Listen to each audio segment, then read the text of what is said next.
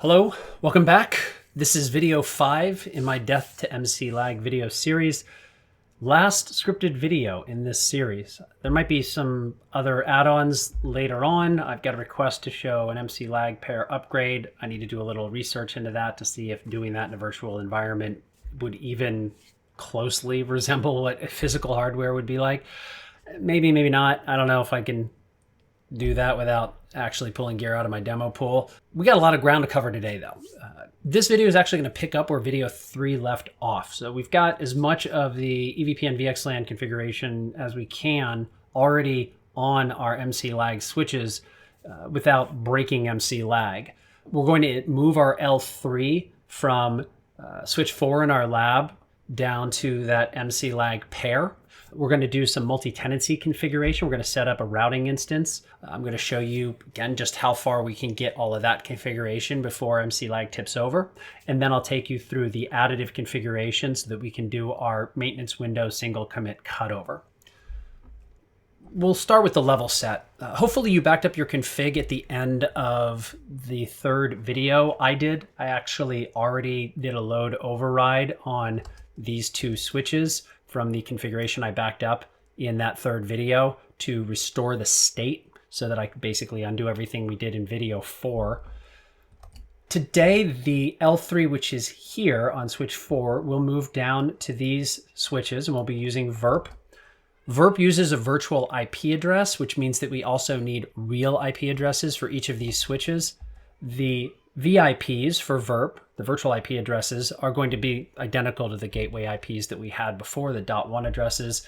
The real IPs will use this format where the fourth octet will be 101 or 102, depending on whether we're on switch 1 or switch 2. And then that third octet will reflect the subnet that the VIP and that interface are associated with. Like I said, step 0 in a matter of speaking, load the configs from the end of the third video. I've already done that. Everything's up and running. MC lag is working. There's sometimes a bit of a delay. I think I've talked about this before when you start these pings as all the learning takes place. This is actually a lot faster with physical hardware. There's some considerations when using VQFX that slows things down a bit. You think with all this stuff that's directly attached, you wouldn't see these 105 millisecond ping times. That's just, you get that in lab environments. Let's delete our L3 on switch 4. Straightforward enough. We'll do edit interfaces, delete IRB, and up, edit VLANs. And you can see we still got the L3 interface configuration for these VLANs we've got to remove. So delete V10, L3. Actually, much faster just to type this out. If I can type. V40. Interface show. Good, that's done.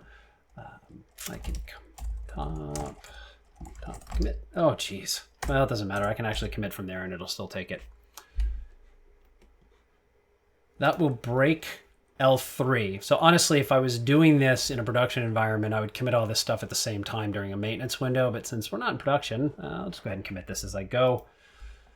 We need to configure VRRP here, which means that we need to define IRB interfaces associated with our VLANs. Edit VLANs, show. You can see here we don't have L3 interfaces for VLANs V10, 20, 30, 40. So we'll start there. Set V10 L3 interface, IRB 10, V20 L3 interface, IRB 20, set V30 L3 interface, V30, and set V40 L3 interface, IRB 40. Great. Top edit interfaces IRB. Set unit 10 family inet address. This is where we're going to use this information here. So 101 and 102 in the fourth octet. And we'll map that third octet to this value. .0.10.101 here to there and a /24. This, if I hit enter, would just give these IP addresses. Now we have this additive configuration, and we can use the same VRRP group for every one of these, or we can use different VRRP groups for every one of them. I don't care. I'm just going to use VRRP groups that match the VLAN ID. virtual address, and this is where we put in the identical there at 1 slash, and we don't actually, I'm sorry, I'm so in the habit of typing the CIDR notation there, but since the CIDR is already defined here in the actual address, all you need is the IP in this virtual address field, and the CIDR is implied. Just to give you a quick look at that, and we're essentially just going to wash, rinse, and repeat for the others. Bear with me as I type this all out. Unit 20, family, inet, 10.0.20.102/24. Oh, she's always.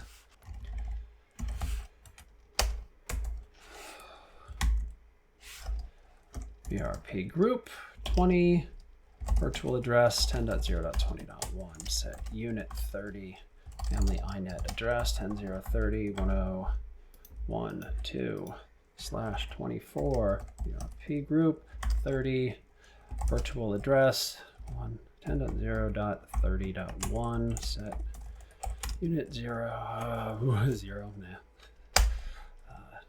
Family inet address 10.0.40.102/24, VRRP group 40, virtual address 10.0.40.1. Great. Top, commit, and quit. Things should work now, but there is one more housekeeping piece. When this switch was doing the L3, all the VLANs needed to trunk to it through the distribution layer.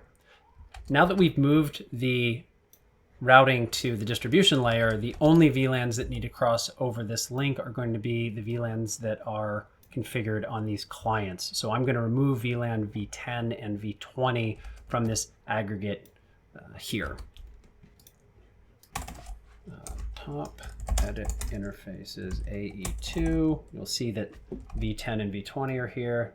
Don't need them anymore. Delete unit 0 family Ethernet switching VLAN members. V10 up and V20. Top, commit, and quit. All right. We can check the status. Actually, I think I just hit enter here. All right. We see that switch 2 is active in the master role and switch 1 is the backup in the active role. And that means they're active, the VIP is up, and let's see if our pings work. And indeed they do. Fantastic. All right. I've already backed up my config on these switches. I would recommend that you back up your configuration so you don't have to go back and reconfigure if there's something broken or a problem.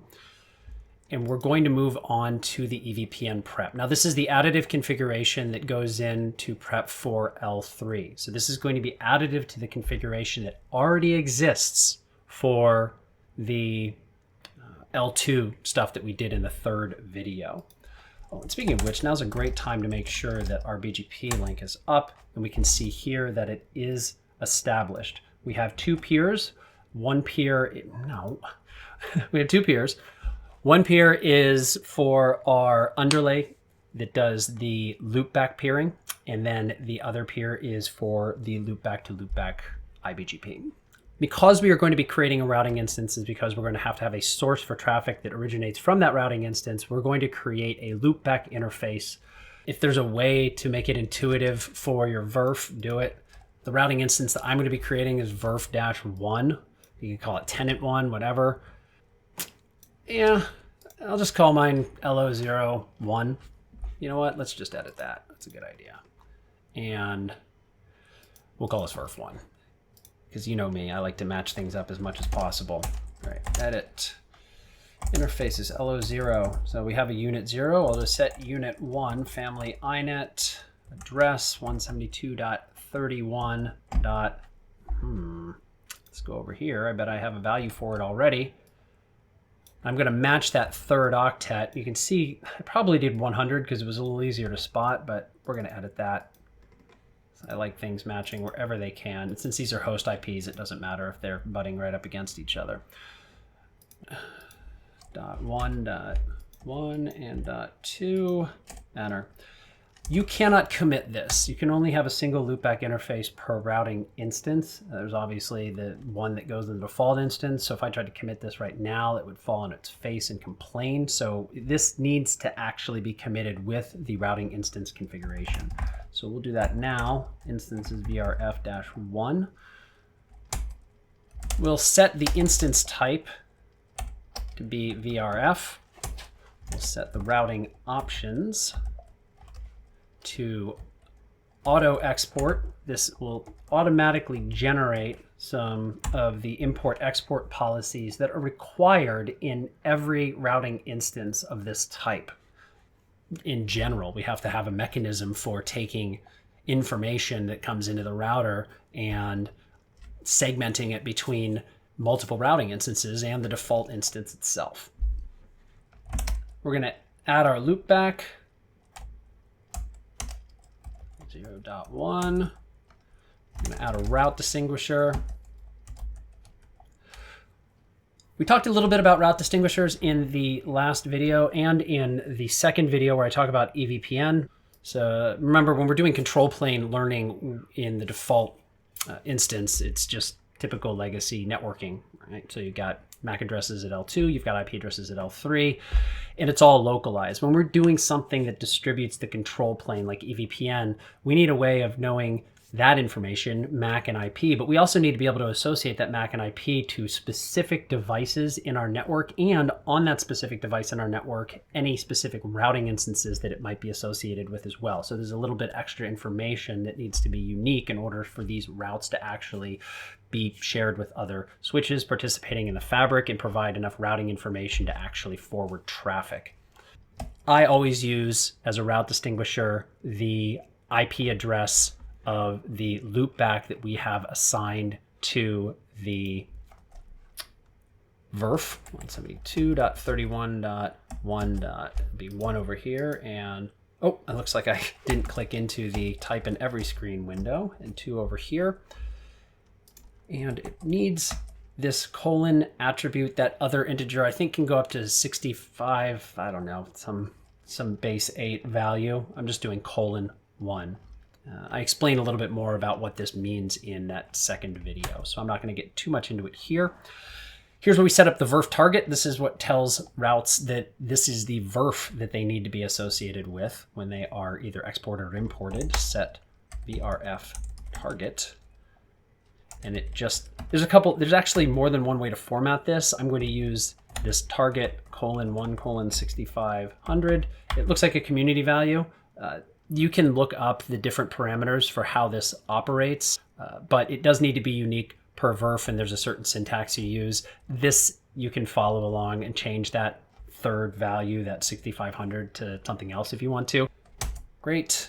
And set VRF table label.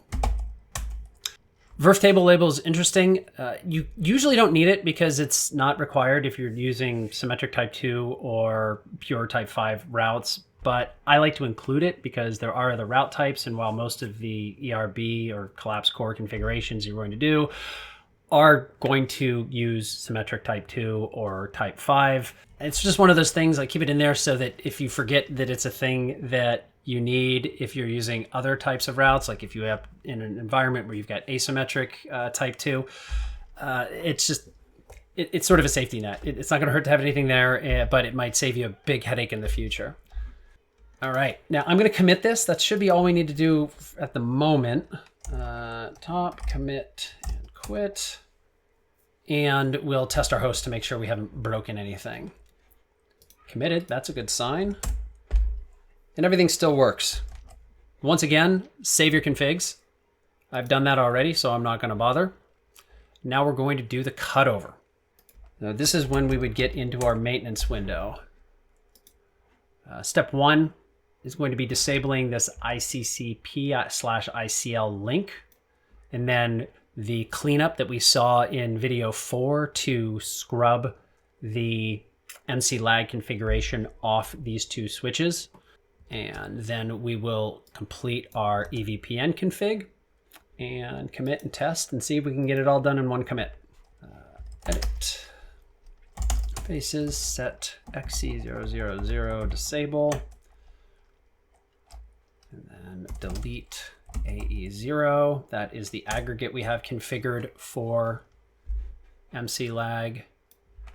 Now we're going to pull out our MCAE configuration here, as well as the LACP admin key, which we do not need for the ESI configuration.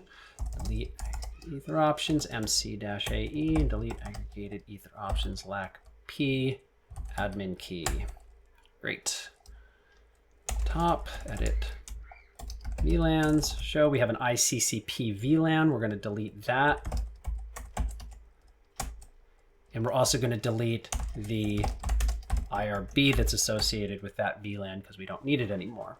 Since we're getting rid of all things ICCP, we can also delete the ICCP protocol configuration, show switch options. We don't want to delete all of that because we do have some EVPN-VXLAN config in there, but we do need to get rid of this service ID. Delete. I don't know if we need to, but it's only there for MC lag, so we are anyway because we like to keep our configurations tidy.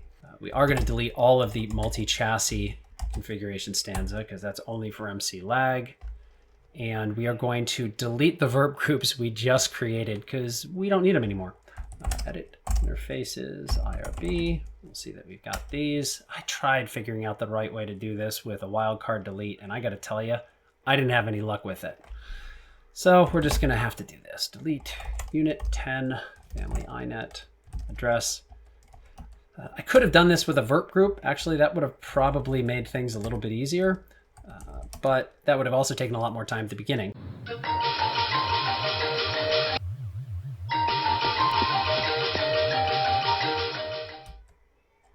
Weird.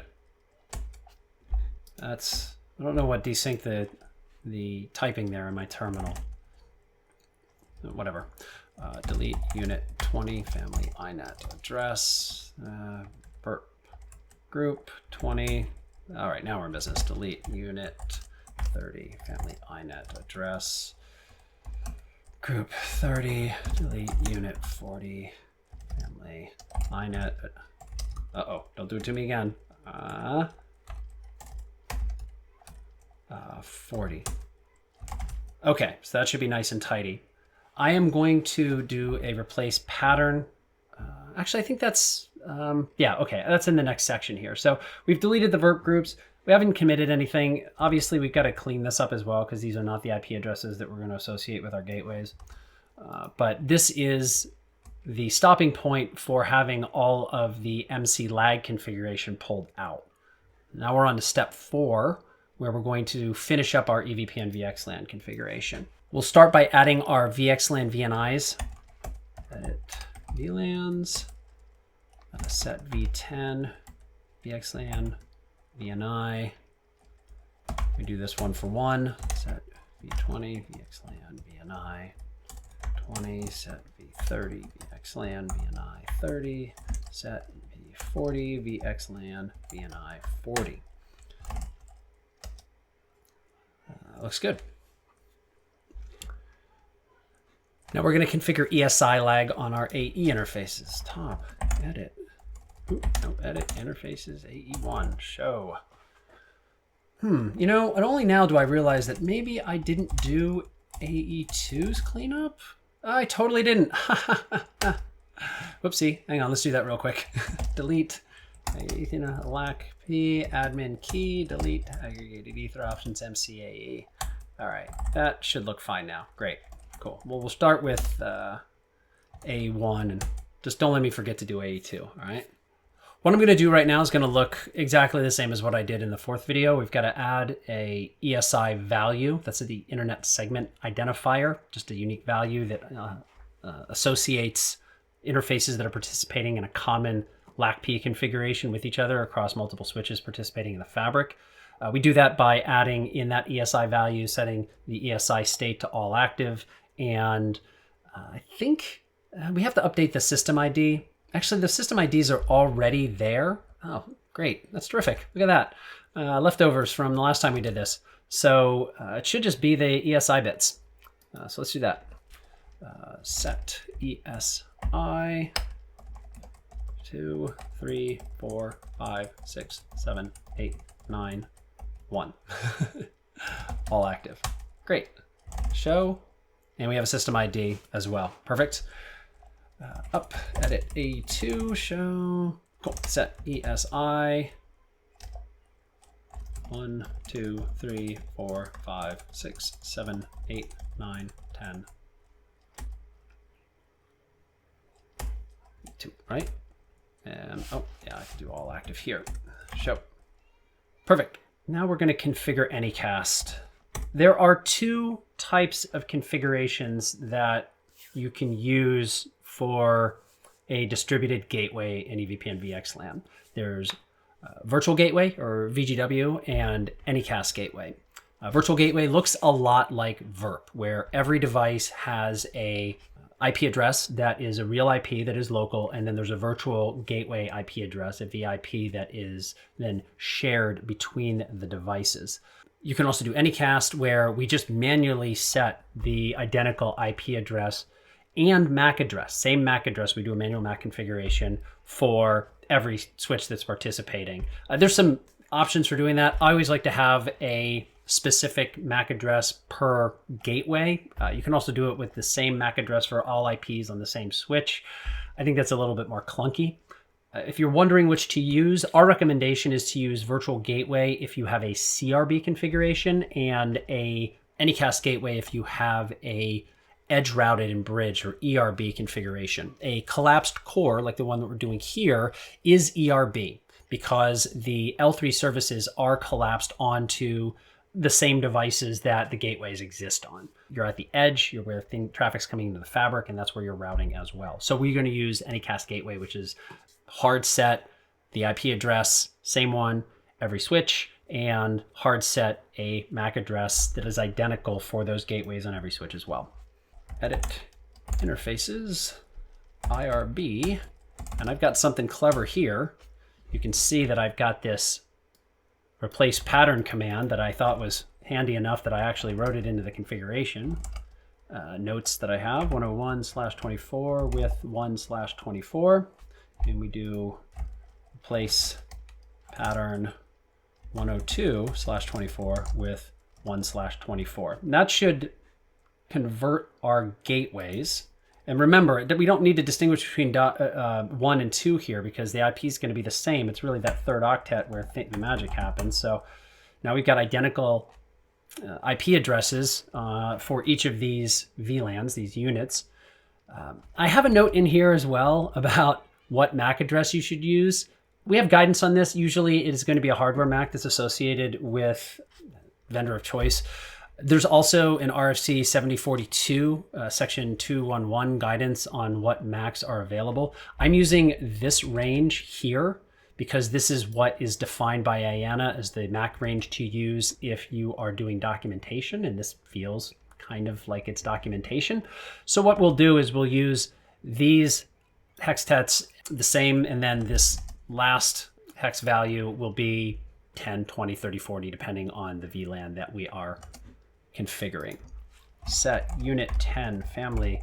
Actually, I'm sorry, I don't do that. It just goes right here because it is a MAC address. It's not under the family configuration, which is where we get into the protocols. We're at layer 2. So we just do it unit 10 MAC 00:00:5E:005310.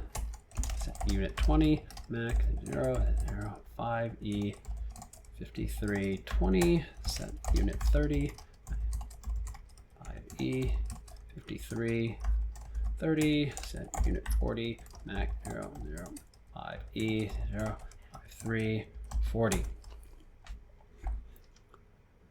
And now we're going to add these IRB interfaces into our routing instance so that they are associated with that VRF. Top edit routing instances 1, set interfaces IRB 10, 20, 30, 40.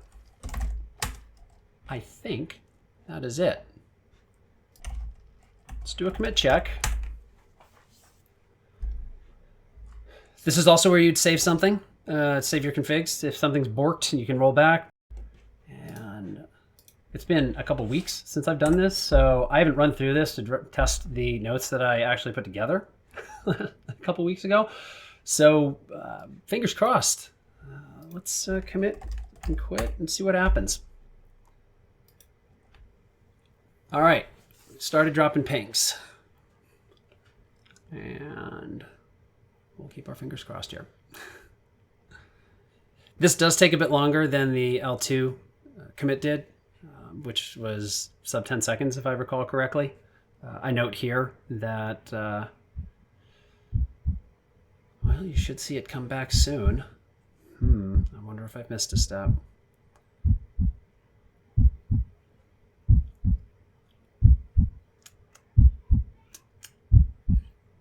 Well, that's what I get for not running through on the dry run. Let's see what I did wrong.